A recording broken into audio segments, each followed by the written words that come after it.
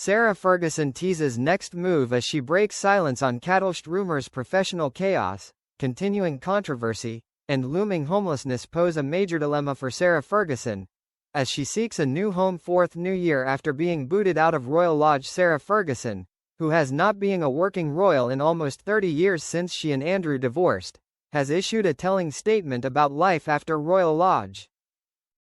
King Charles has ordered Andrew Mountbatten Windsor and former sister-in-law Fergie to vacate their opulent Royal Lodge residence after fresh revelations emerged about their long-term ties to Jeffrey Epstein. Leaked emails revealed Andrew and Fergie had stayed in touch with the pedophile billionaire longer than they had previously admitted.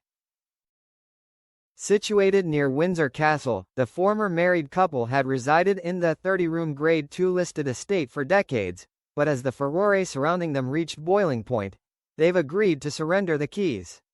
Leaving Royal Lodge means that Fergie is searching for fresh accommodation, with Andrew prepared to relocate to a property in Sandringham, the monarch's privately owned, sprawling estate in Norfolk.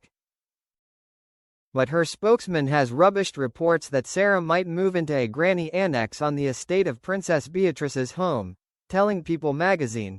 She is assessing a number of options currently, and no final decision has been made. Contrary to reports, she has never asked for a property or any provision for herself, a source added. She will continue to forge an independent life. A second source closet to Sarah added that she will find her own place and is going to move forward independently. It's been reported that Sarah won't be moving to Sandringham, or accepting her daughter Beatrice's offer to help. It had been claimed that Princess Beatrice might be intervening to provide shelter for her mother, by offering a transformed Kattelst on her Cotswolds estate as a potential granny annex for her mother. The renovated outbuilding had allegedly been stripped out and refurbished with fresh doors and windows, and sits apart from the main 6-bedroom residence across a courtyard, featuring its own separate entrance. Another alternative would see Sarah potentially relocating to Portugal, where she could reside at her other daughter Princess Eugenie's property in a new market area known as the Hamptons of Europe.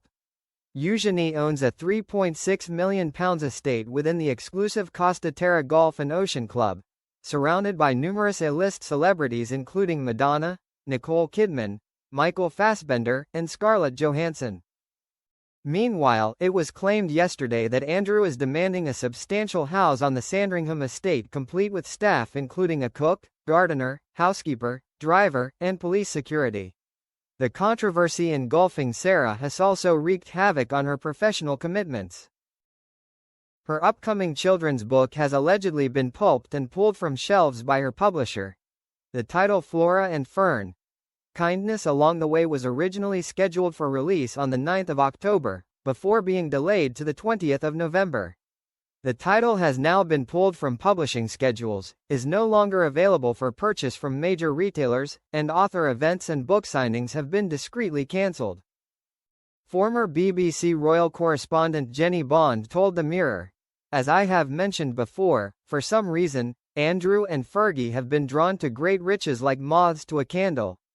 Sarah in particular seems to have been totally incapable of living within her means ever since she married into the royal family. Part of her money problem stems from her generosity.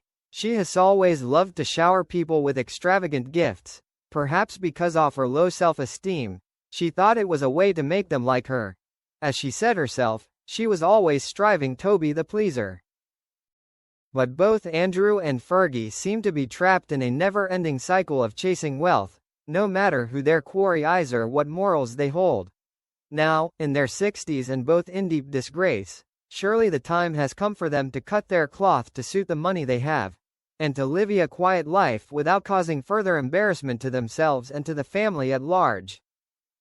But despite the potential lucrative offers, royal expert Jenny believes that while there is no telling what Sarah will do next.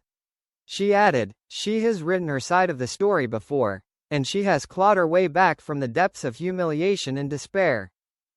This time, however, I cannot see a way back for her. Any friendship with a man as depraved as Epstein is repulsive. To continue that friendship after he was convicted of sex crimes is indefensible. To sell her side of the story and take money for talking about Epstein would be equally indefensible. If she has got any sense, and I'm afraid that is up for debate, she will maintain a low profile and live her life quietly out of the public gaze.